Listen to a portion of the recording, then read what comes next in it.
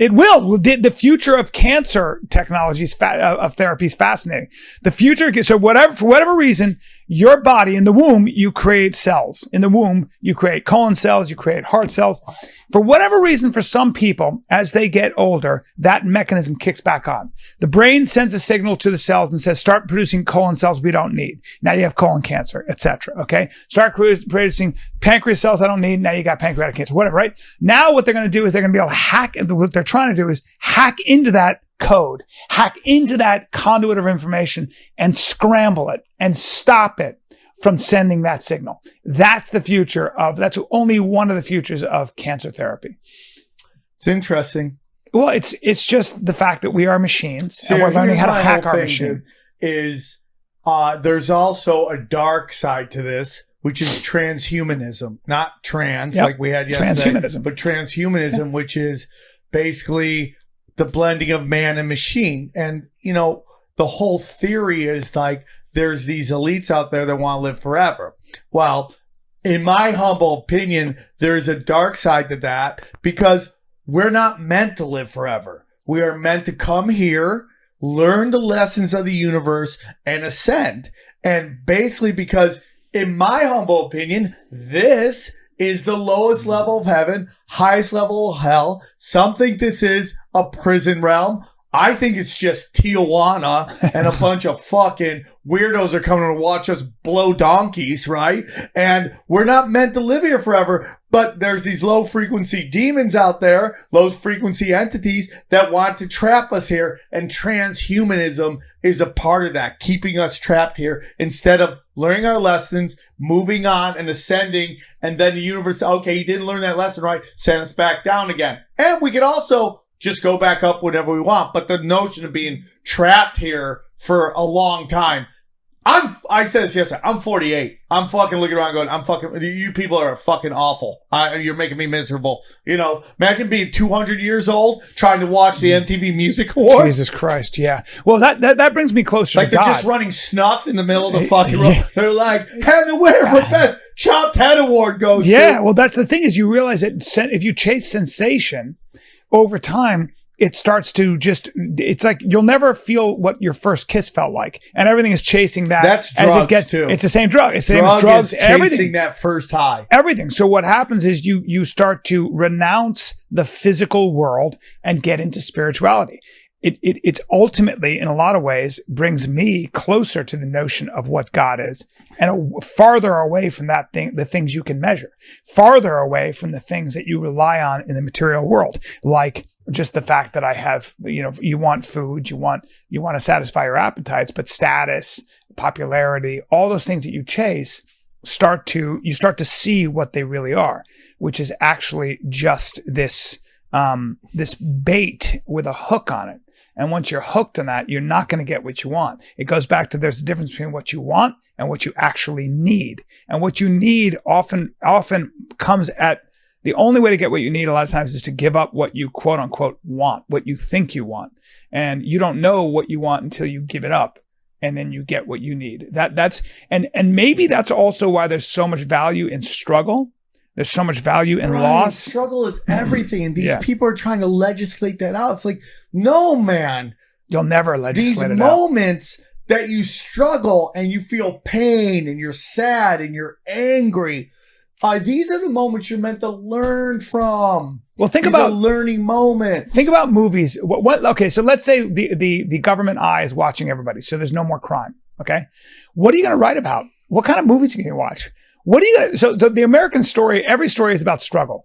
Everybody hated me. Everybody kept me down. Everybody was beating me. And I found my way through somehow and became, this. That story of resurrection, it is in every story you can imagine. Struggle, we watch movies from The Lion King to fucking Star Wars to whatever it is. It's always, I'm up against impossible odds. Why I'm does a piece Disney of shit. always kill off the parents, by the way? Have you noticed that? Yeah. Super traumatizing. Because you need to be alone. Because you're an orphan. Because it's only you. That's the oldest motif. It is you. You stand alone. Nobody's in the coming forest. to save you. Yeah, in the forest, shivering. And how are you going to get your way out? Yes. That story goes back. It's central to the I want to teach human that to myth. my kids, man. I did Tony Rock's dad show he does on Facebook, and because he had a kid a little after I did, and and he had me on talk about being a dad, and he asked me the one thing I want to teach my kids, and the one thing I want to teach them is like, outside your mom and dad, right, who will always be there for you, nobody's coming to save you. It's great. Nobody's coming to save you. So important. You can't legislate out suffering. This, dude, that's the old Buddhist saying. That's a great point. There will be suffering. And dude, that's why I'm like, and those suffering moments are where you learn from. That's the story when this woman came to the Buddha and said, I lost my son. Please bring my child back. And he said, only if you can find one household that has no suffering. Go to every household you can and find me one household that has never suffered some kind of loss. And of course she couldn't. It's really true. It's part of it. And you're so right when you say you can't legislate suffering. And that's all that we're trying to do. Yes. You're so right about that. We're trying to legislate out struggle. When you see these kids in college who are being given safe zones, who are being protected from being at risk, who are being protected from microaggressions, who are being protected from speech as violence, good luck. Good luck finding your way through life.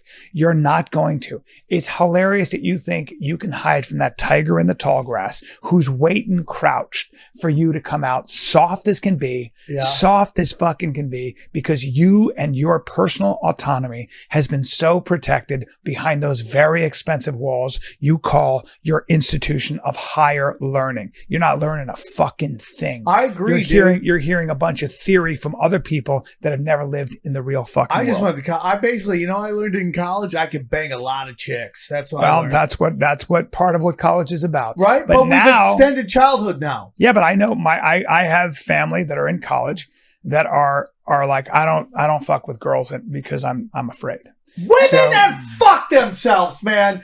They have fucked themselves. They've set it up. And it's just like, hey, dude, at this point, might as well get some third world pussy. George Washington said, beware of passing laws. Men, you've got to be careful because men have always passed laws. You'll keep passing laws until you take all your freedom away from yourself.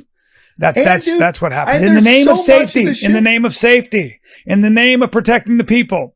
Every fascist regime, every tyrannical regime in the history of the world always passed laws, whether it was Napoleon, whether it was Caesar, whether it was Hitler, whether it was Stalin. It was always in service of the people, to protect the people. We must pass our Patriot Act. We must pass all these acts so we protect the people from terrorists.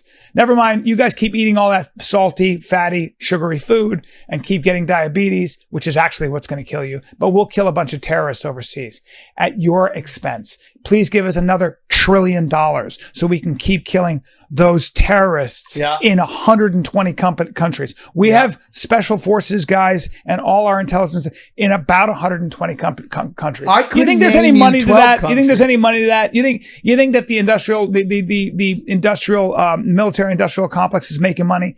You think there's an economic incentive to keep on killing terrorists? And do you think those governments that are already oppressing their people are using American mercenaries or American military know-how to keep themselves in power? Do you think that's going on? What do you think?